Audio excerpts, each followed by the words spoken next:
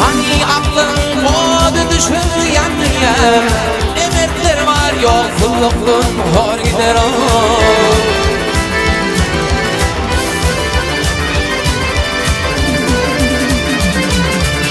Ademrimi, Türkiye var aslında, tomunun ili zamanları hamrında.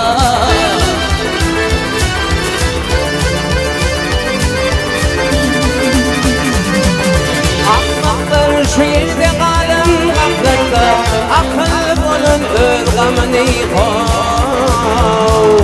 Şiir giderler hatta.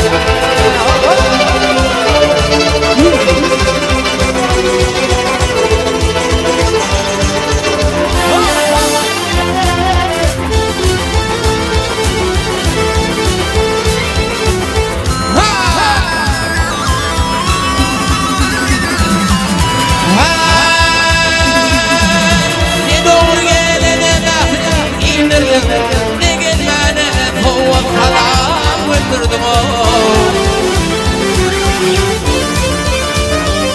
Ey farkı yoktur dinlemedim amadım, arttan öter geçer şiirden.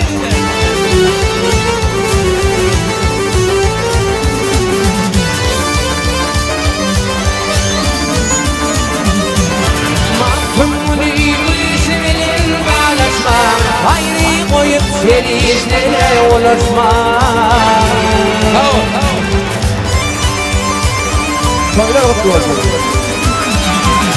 Yaşayamın ölümken tanışma, içilirken ellerin gitti ho.